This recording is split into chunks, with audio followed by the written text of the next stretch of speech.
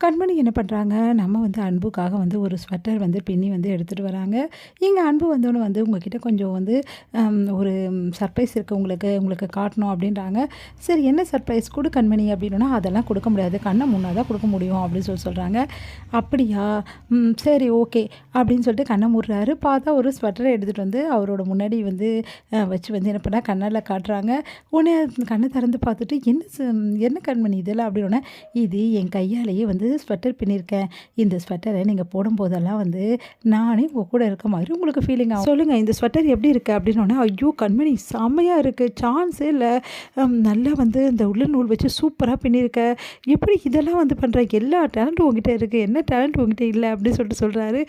இங்கே பாருங்கள், இது உங்களுக்கு ஆசை ஆசையாக நான் பின்ன ஸ்வெட்டர் ரொம்ப பத்திரமா பார்த்துக்கணும், இதை தான் நீங்கள் அங்கே குளிரில் போடணும் சரியா அப்படின்னோடனே, சரி போட்டுக்கிட்டா போச்சு, சரி இப்போ அளவு கரெக்டாக இருக்கா நான் எப்படி செக் பண்ணுறது அப்படின்னோடனே, அளவெல்லாம் கரெக்டாக தான் இருக்கும், வந்து போட்டு பாருங்கள் அப்படின்றாங்க.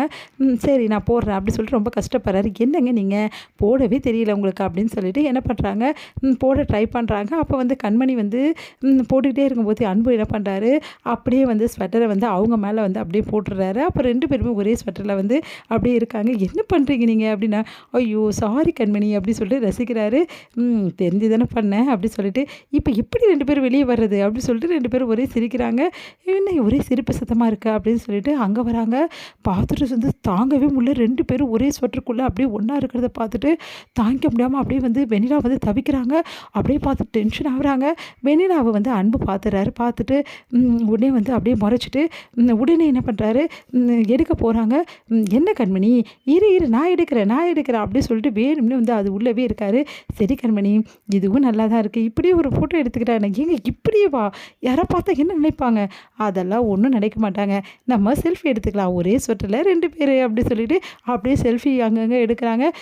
இப்படி பண்ணுறாங்க. அப்போ வந்து கண்மணிக்கு ஒரே வெக்கமாக போச்சு. போங்க ரொம்ப வெக்கமாக இருக்குது அப்படின்னோடனே, இப்படி வெக்கப்படுறாளே என் கண்மணி அப்படின்னு வந்து சொல்கிறாரு. உடனே வந்து கண்மணி விலக பார்க்குறாங்க. அப்படியே கீழே மெத்த மேலே விழுந்துடுறாங்க.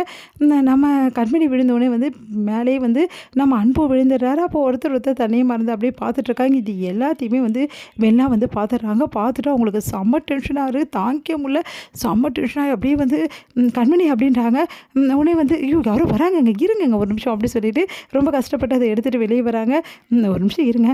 வெண்ணிலா சாரி வெண்ணிலா. என்ன வெண்ணிலா திடீர்னு வந்துருக்கு, இல்லை ஒரே தலைவலியாக இருக்குது, அதான் உங்ககிட்ட தைலம் வாங்கிட்டு போகலான்னு வந்தேன். ஓ அப்படியா, ஒரு நிமிஷம் இரு வெண்ணிலா அப்படின்னு சொல்லிட்டு ட்ராவில் போய் தைலம் இருக்கிற உடனே அன்பு வந்து பார்த்து வெண்ணிலா கிட்ட நக்கலாக சிரிக்கிறாரு. உடனே வெண்ணிலாவுக்கு செம்ம கடுப்பாக இருக்குது. அப்படி பார்த்து டென்ஷன் ஆகுறாங்க.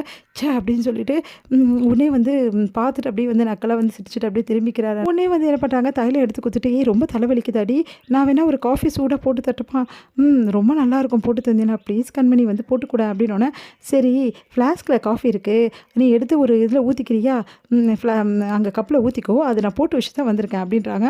அது கேட்டு செம்ம டென்ஷன் ஆகிறாங்க. என்ன ஊற்றிக்கிறேன்ல, நான் ஊற்றிக்கிறேன் அப்படின்னு சொல்லிட்டு போகிறாங்க.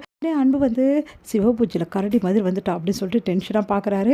பார்த்துட்டு வந்து என்னங்க நீங்கள் வெளில வர பார்த்துட்டா அப்படின்னோடனே, என்ன பார்த்தா நம்ம என்ன பண்ணோம் பார்க்குறதுக்கு அப்படின்னு சொல்லிட்டு சொல்கிறாங்க. போங்க எனக்கு ரொம்ப வெக்கமாக போச்சு, நீங்கள் பண்ணுற வேலைலாம் இருக்குது, இப்போல்லாம் சாரு ரொம்ப ஓவராக போயிட்டுருக்கீங்க அப்படின்னோடனே, இதெல்லாம் ஓவராக போய் என்ன பிரயோஜனம், நீ தான் என் லவ்வையே புரிஞ்சுக்க மாட்டேங்கிறியே, எப்படியாவது உங்ககிட்ட மனசு திறந்து சொல்லணும்னு நினைக்கிறேன், ஆனால் முடியவே மாட்டேங்குது கண்மணி, என்ன பண்ணுறது, இப்போவாது புரிஞ்சுப்பேன்னு பார்த்தேன், இந்த ரொமான்ஸ் மூட்லையாவது, அதையும் புரிஞ்சுக்க மாட்டேங்கிறேன், நான் என்ன தான் பண்ண போகிறேன்னு ஒன்றும் புரியல கண்மணி அப்படி சொல்லிட்டு யோசிக்கிறாரு.